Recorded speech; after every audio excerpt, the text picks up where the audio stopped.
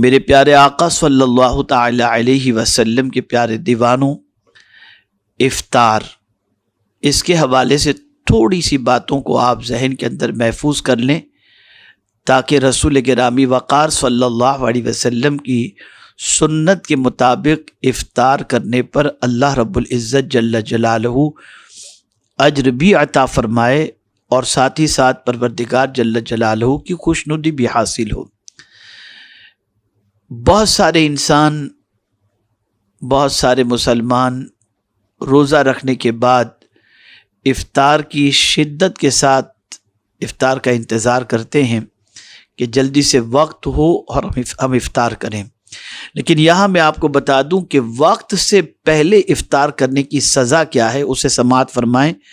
رسول اعظم صلی اللہ علیہ وسلم نے ارشاد فرمایا، سورج کا یقینی طور پر ڈوب جانا افطار کے لیے ضروری ہے۔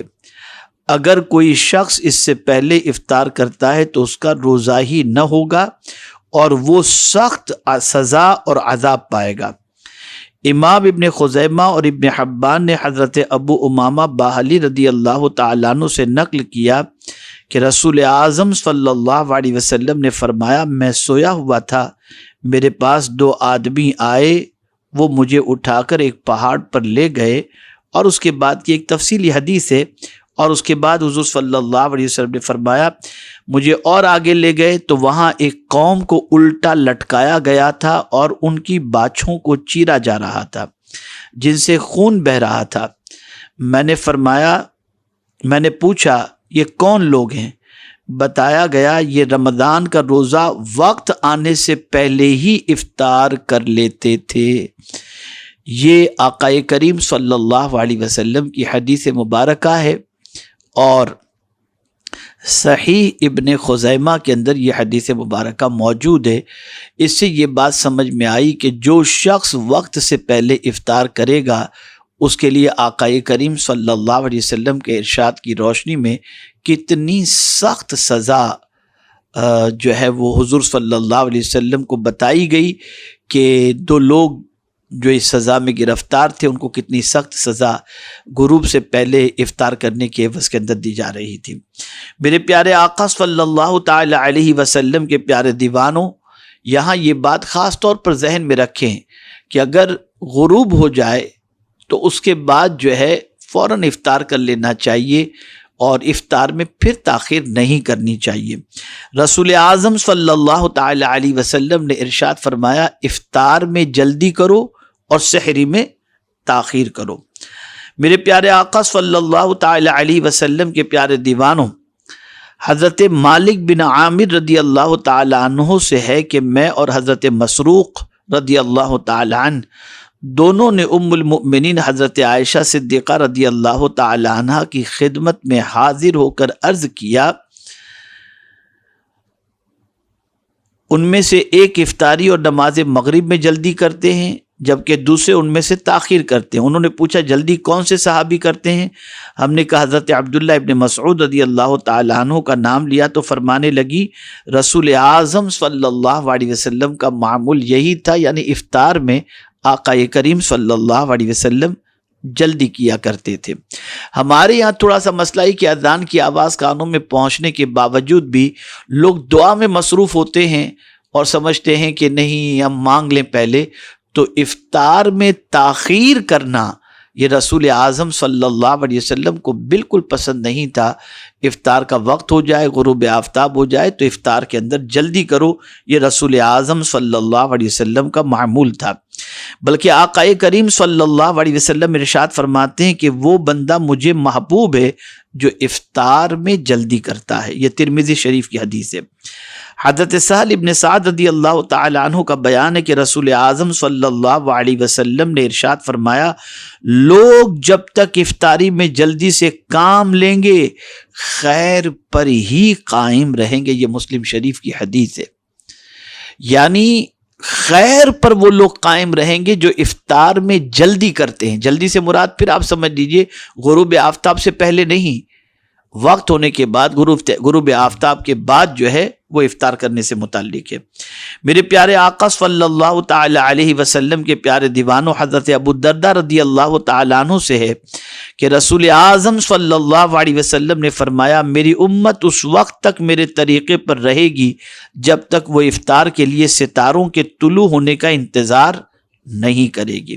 انہی سے مروی ہے کہ میں نے رسول اعظم صلی اللہ علیہ وسلم کو کبھی نہیں دیکھا کہ آپ نے نماز مغرب سے پہلے افطاری نہ فرمائی ہو، اگرچہ وہ پانی کا گھونٹ ہی کیوں نہ ہو۔ یعنی غروب آفتاب کے بعد حضور افطار فرماتے اور افطار کے بعد میرے آقا صلی اللہ علیہ وسلم مغرب کی نماز ادا فرماتے۔ حضور صلی اللہ علیہ وسلم کو اگر کوئی صحابی افطار کی دعوت دیتے تو حضور صلی اللہ علیہ وسلم ان کی دعوت افطار قبول فرماتے۔ حضرت انس رضی اللہ تعالی عنہ سے ہے کہ رسول اعظم صلی اللہ علیہ وسلم اپنے صحابی حضرت سعد ابن عبادہ رضی اللہ تعالی عنہ کے یہاں تشریف لے گئے۔ انہوں نے افطاری کے لیے روٹی اور زیتون پیش کیا۔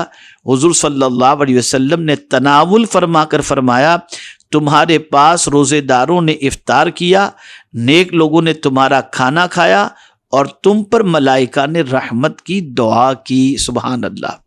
میرے پیارے آقا صلی اللہ تعالی علیہ وسلم کے پیارے دیوانوں، حضور صلی اللہ علیہ وسلم نے حضرت سعد ابن معاذ رضی اللہ تعالی عنہ کے ہاں افطاری کی اور فرمایا روزہ داروں نے تمہارے ہاں افطاری کی، نیک لوگوں نے کھانا کھایا، ملائکہ نے تمہارے لیے دعا کی۔ یہاں سے دونوں حدیث سے جو بات سمجھ میں آ رہی ہے اسے آپ سمجھیں، اس حدیث کی باریکی کو سمجھیں۔ اللہ اکبر۔ آقا کریم صلی اللہ علیہ وسلم نے فرمایا نیک لوگوں نے کھانا کھایا۔ یہاں یہ بات ذہن کے اندر رہے کہ ہمارے یہاں میں یہ نہیں کہتا کہ آپ دوسروں کو افطار نہ کرائیں، غریبوں کو، بھوکوں کو اور روزے داروں کو، سب کو کرائیں، لیکن اگر آپ کی افطاری سے، آپ کے کھانے سے، آپ کو اللہ کی عطا کردہ جو نعمتیں ہیں اس سے اگر کسی نیک نے کھانا کھا لیا تو پھر آپ کا بیڑا پار ہو گیا۔ یعنی یقین مانے اللہ کے رسول صلی اللہ علیہ وسلم کے اس ارشاد سے یہ بات سمجھ میں آئی کہ نیک لوگوں کو افطار کرایا جائے، اور اللہ عز و جل کے معصوم فرشتے ایسے لوگوں کو افطار کرانے پر افطار کرانے والوں کے لیے دعا کرتے ہیں۔ میرے آقا صلی اللہ تعالی علیہ وسلم کے پیارے دیوانوں، یہاں پر ایک اور بات میں آپ کے سامنے عرض کروں، انشاءاللہ آپ کا ایمان تازہ ہوگا۔ مساکین کے ساتھ بھی افطار کیا جائے، سبحان اللہ۔ حضور صلی اللہ علیہ وسلم کی مبارک تربیت کا یہی اعجاز تھا کہ آپ کے صحابہ افطار تنہا نہ کرتے بلکہ اپنے ساتھ معاشرے کے فقراء اور مساکین کو بھی شامل کرتے۔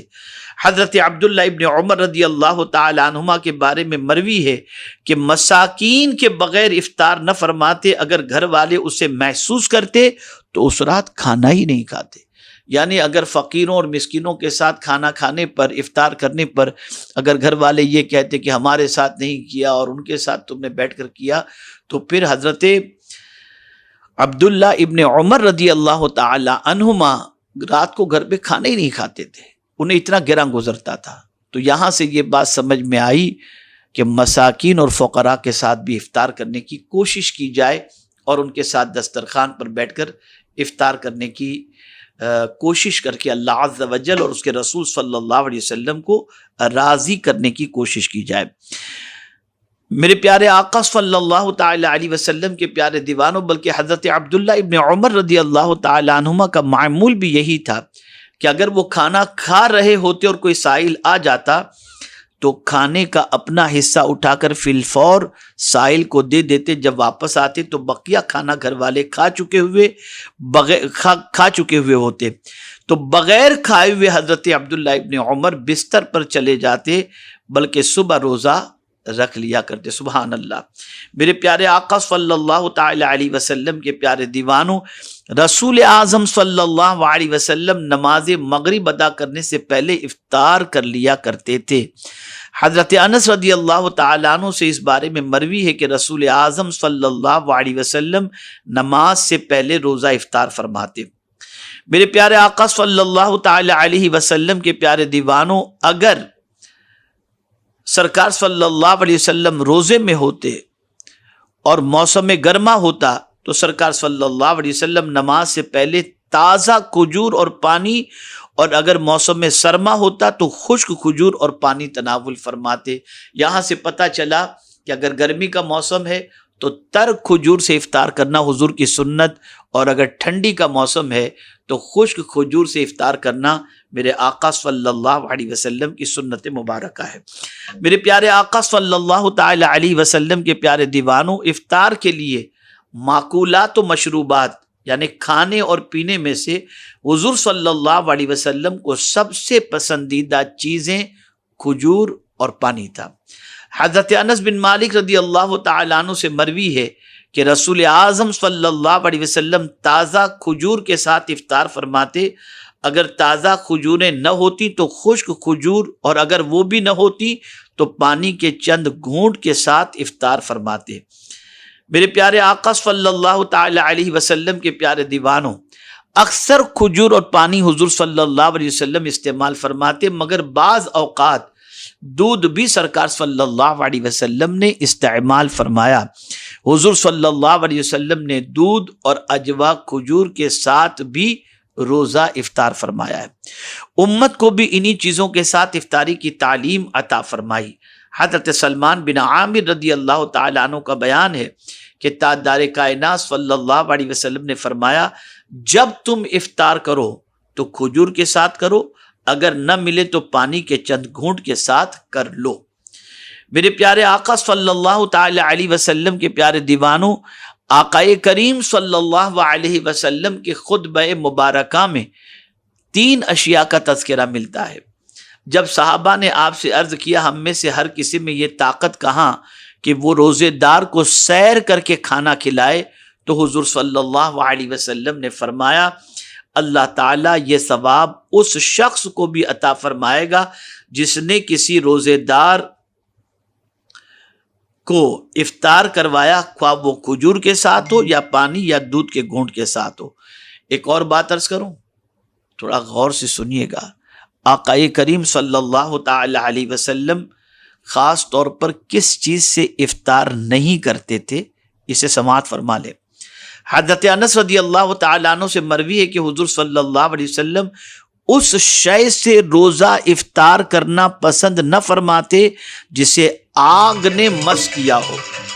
میرے پیارے آقا صلی اللہ تعالی علیہ وسلم کے پیارے دیوانوں، رسول اعظم صلی اللہ تعالی علیہ وسلم آگ سے مس کی ہوئی چیز سے افطار نہ فرماتے۔ مطلب یہ نہیں کہ آپ پانی، کھجور اور دودھ سے افطار کرنے کے بعد آپ جو بھجیے، پکوڑے، یہ ساری چیزیں کھاتے وہ نہیں کھا سکتے، لیکن ان آگ سے پکی ہوئی چیزوں سے ہی افطار نہیں کرنا چاہیے۔ یہ بات ذہن میں رہے کہ آپ کھجور سے افطار، آپ جو ہے وہ بھجیے سے افطار کر رہے ہیں، مذائقہ کچھ نہیں ہے، روزہ آپ کا ہو جائے گا، لیکن سرکار کو یہ چیز پسند نہیں تھی کہ آگ سے مس کی ہوئی کسی چیز سے افطار کرتے۔ افطار کھجور سے کرتے، پانی سے کرتے یا دودھ سے کرتے، اور اس کے بعد آپ اگر ان چیزوں کو کھائیں تو کوئی مذائقے کی بات نہیں ہے۔ میرے پیارے آقا صلی اللہ تعالی علیہ وسلم کے پیارے دیوانوں، رسول اعظم صلی اللہ تعالی علیہ وسلم افطار میں کھجور، پانی اور دودھ پسند فرماتے۔ رہا یہ معاملہ کہ ان میں سے ابتدا کس سے فرماتے، تو آپ سماعت فرما چکے کہ کھجور اگر موجود ہوتی تو کھجور سے شروع فرماتے، اس کی عدم موجودگی میں پانی سے، اور اس کی عدم موجودگی میں اگر دودھ موجود ہے تو رسول اعظم صلی اللہ علیہ وسلم دودھ سے افطار فرمایا کرتے۔ اب ہمارے ہاں جو پانی پینے کا سسٹم یا مشروبات پینے کا افطار کے اندر سسٹم ہے، وہ ہے کہ ایک ہی گھونٹ کے اندر پورا گلاس پی گئے، چاہے وہ پانی ہو چاہے شربت ہو۔ اب اس میں بھی آقا کریم صلی اللہ علیہ وسلم کا معمول کیا تھا، سماعت فرمائیں۔ یہ الجامع الصغیر کے اندر یہ حدیث مبارکہ موجود ہے۔ ام المؤمنین نے حضور صلی اللہ علیہ وسلم کے مشروب لینے کی کیفیت بھی بیان فرمائی ہے، یعنی حضور صلی اللہ علیہ وسلم جو کچھ پینے کی چیز ہوتی اسے افطار میں لیتے تو سرکار صلی اللہ علیہ وسلم کی کیفیت کیا ہوتی، تو فرمایا آپ ایک سانس میں مشروب نہ پی لیتے بلکہ گھونٹ گھونٹ کر کے مشروب پی دیتے، آہستہ آہستہ، آرام آرام سے۔ میرے پیارے آقا صلی اللہ تعالی علیہ وسلم کے پیارے دیوانوں، یہ مختصر سی باتیں میں نے آپ کو افطار سے متعلق بتائیں۔ اب اگر کوئی شخص حلال کمائی سے کسی کو افطار کراتا ہے تو اس کا اجر کیا ہے؟ آقا کریم صلی اللہ تعالی علیہ وسلم نے ارشاد فرمایا، اگر کوئی روزے دار کو سیر کر کے کھانا کھلائے یا سیر کر کے کھانا کھلانے کی طاقت نہ رکھتا ہو تو حضور صلی اللہ علیہ وسلم نے فرمایا ایک مٹھی طعام دے دے۔ میں نے عرض کیا اگر روٹی کا ٹکڑا نہ ہو تو آپ نے